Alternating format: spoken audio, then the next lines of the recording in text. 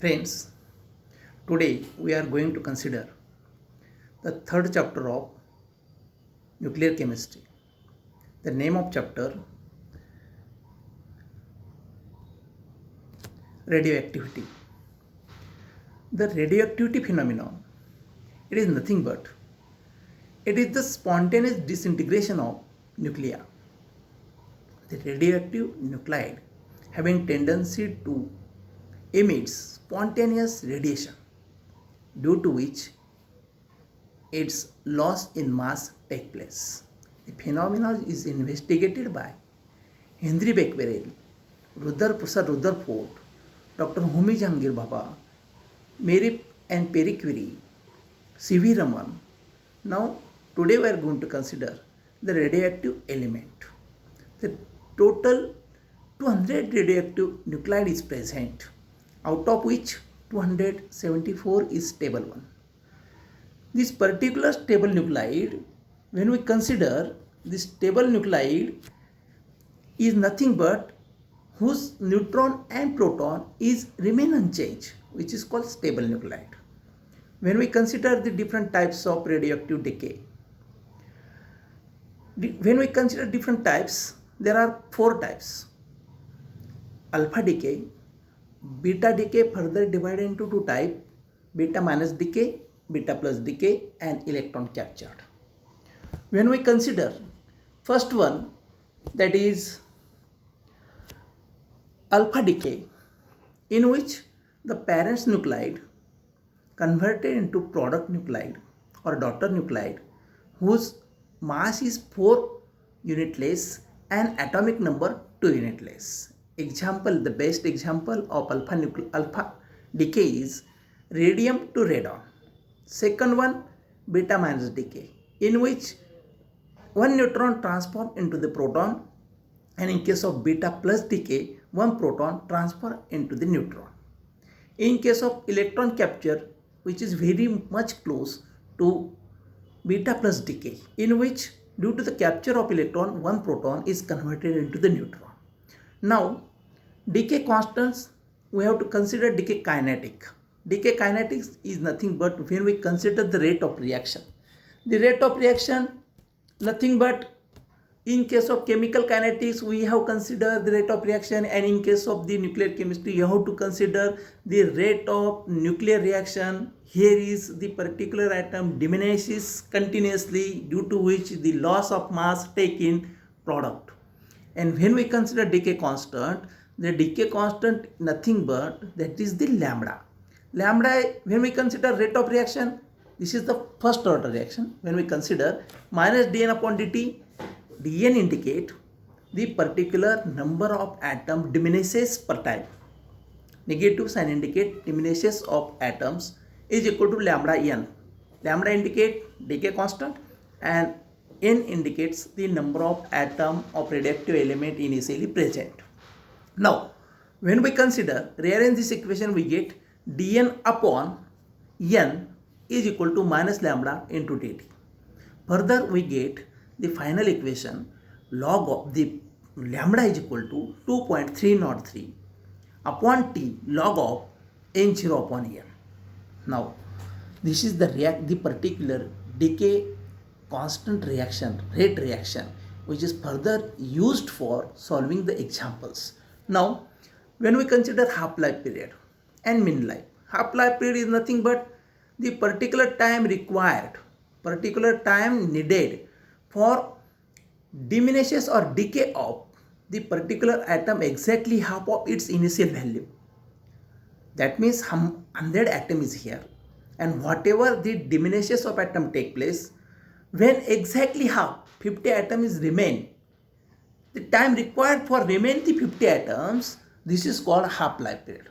And when we consider, that is the half-life period is obtained from the equation of rate constant lambda is equal to 3.303 upon t log of n0 upon n, and after rearrangement t is become t half is equal to lambda 2.303 upon lambda log of n0 upon n. Further, we get t half-life period, t half is equal to 1 upon lambda, that is T half is equal to 0.693 upon lambda. This is the half-life period of particular radioactive element. When we consider the unit of radioactivity, the unit is Curie, Curie, C-U-R-I-E, indicated by C-I, small I, capital C, small I. This is the unit of radioactivity. 1 Curie means, for this particular purpose, we have to consider the concept of the activity of 1 gram of radium-226 is considered as a unit of radioactivity and is called 1 Curie. 1 gram of radium-226 has how many atoms? That is 6.022 into 10 raised to 23 divided by mass number 226. We get number of atoms 2.27 into 10 raised to 21 atoms. And these particular atoms and the fraction when we consider lambda is equal to 1.38 into 10 raised to minus 11 decay per second. This integration rate of 1 gram of radium or 1 Curie is of activity is given by 1 Curie is equal to 1.38 into 10 raised to minus 11 into 2.7 into 10 raised to 21. We get 1 Curie is equal to 3.7 into 10 raised to 10 disintegrations per second. Now, when we consider the energy spectrum of alpha particle, when we consider alpha particle, before it is necessary to consider alpha active nuclide. Alpha active nuclide nothing but alpha decay. When X affix A, capital A indicate mass number, suffix Z is equal to atomic number, X is indicated, that is a nuclide, radioactive nuclide. Emits the particle alpha, that is the helium nucleus 4-2. When we consider this particular helium nucleus, nothing but alpha particle leaving behind the daughter nucleus, the particular daughter nucleus become 4 mass unit less and 2 charge unit less than that of parent one, indicated by Y is the daughter element, A minus 4, it is the mass number of daughter, Z minus 2, it is the atomic number of the daughter. And thus, the particular nuclide which undergoing alpha active nuclide shifting 2 places left in the periodic table. Thus, when we consider the example of radium to radon, plutonium to uranium by emission of alpha particle, and this is the alpha particle is the first alpha active nuclides or alpha decay process is the first process. And now when we consider the energy spectrum is obtained by obtaining its mass. Energy is interconversible. Energy into mass, mass into energy. When we consider the mass of proton minus mass of neutron into 931, we get the energy in million electron volt. And here is the energy spectrum is given. When we consider keenly the particular energy spectrum, then we get this is the energy spectrum of lead, thorium and uranium. When we consider the different way, different path, and how much quantity of energy required to proceed the path, proceed the reaction. Now next, when we consider the Geiger-Newton law, this is the interesting relation has been observed by energy of alpha particle emitted and half-life period of the emitters. Half-life period of emitters, the energy of alpha particle increases from nuclide to nuclide, and half-life period of same alpha particle, same particular nuclides diminishes rapidly. And as the energy increases from 4 million electron volt to 9, the half-life period decreases from 10 raised to 10 years to 10 raised to minus 7 seconds, which is given in the table. When we consider the table or this chart, alpha active nuclides, energy in million electron volt and half-life period in second. When we consider thorium, radium, radon, then isotope of radon, polonium, then we get the trend indicates in energy, that is the increasing energy from 4 to 9 MeV from thorium to polonium. Whatever the half-life period diminishes rapidly from 4.131 into 10 raised to 17 second to the particular 3 into 10 raised to minus 7, minimum 1 in second. And this further Geiger-Newton relations, this laws relation is indicated in empirical form log of lambda is equal to a log of e plus beta plus b, where a and b, these are the constant, is the energy, lambda is the decay constant, and further indicate by graphical representation we get the Geiger-Newton law.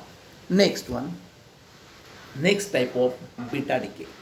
Beta decay we have already discussed when we consider the type of decay processes in which decay beta decay is further divided into beta minus decay process. When we consider beta minus decay, under this type of radioactivity, one of the neutron of the parent nuclei transform into the proton. In the process, an electron and antineutrino are emitted. This is given here, and hence the daughter nucleus thus form having element one placed right to the parent in the periodic table. Now when we consider beta minus decay, that is one proton of the nucleus, parent nucleus, transformed into the neutron by emitting the positron and neutrino, due to which the daughter nucleus belong to the element one place left in the periodic table.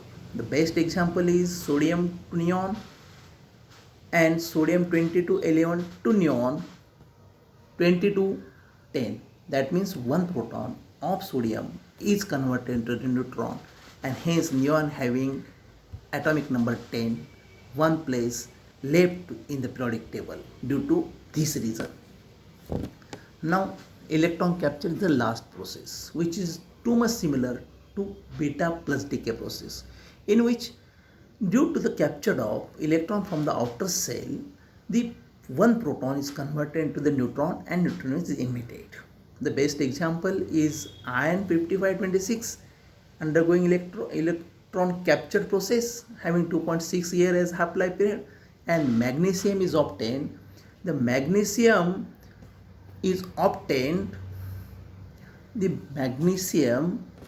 having mass number 55 and atomic number 25, stable one. Second example, cobalt to iron. Third example, barium to cesium, platinum to iridium.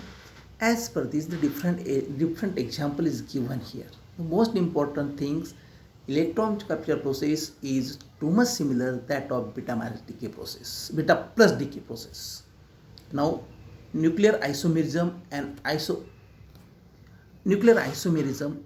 isobaric process. When we consider the nuclear isomerism, that means when we consider this phenomenon is indicated by Weizsäcker, the name of scientist suggested in 1936, the long life metastable isomer must be due to the large spin difference here between the initial and final state.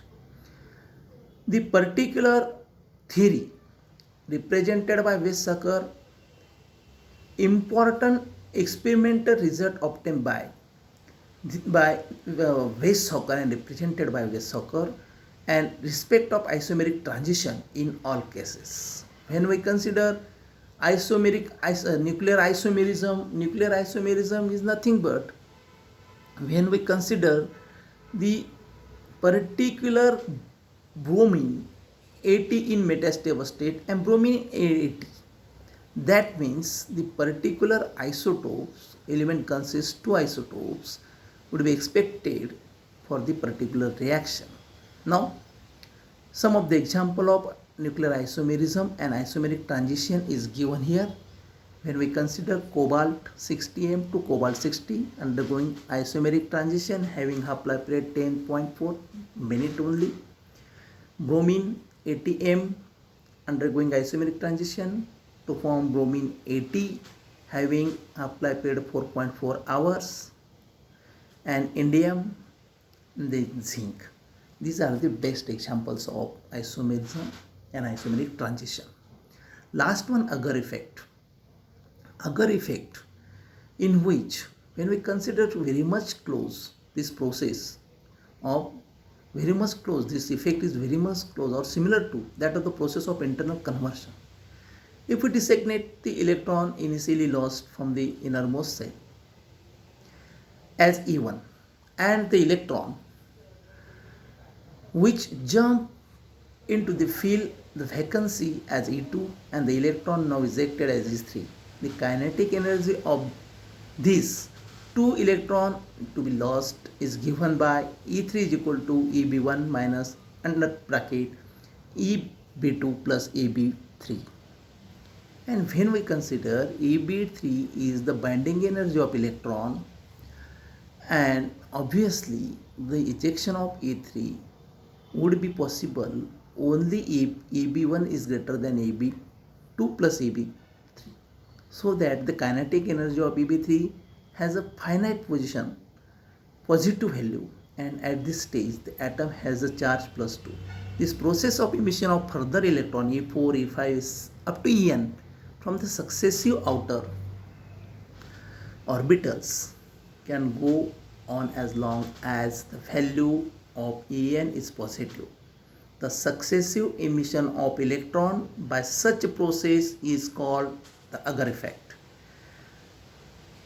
In the honor of discoverer, the Pierre Agar, just when we consider within a sentence what is Agar effect, it is nothing but the successive emission of electron is called Agar effect, and just filling of one inner vacancy, two vacancies is created into the outer orbitals.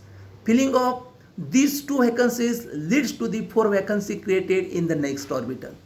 As the atom now has charge plus 4, and this process repeats on the principle that the filling of one inner vacancy result in the two vacancy in the outer orbital. Thus, one inner vacancy in K cell filled by two vacancies created, filled by the electron which create the two vacancy created in L cell. This is the Agar effect, and as per this in this chapter we have already considered. Thank you.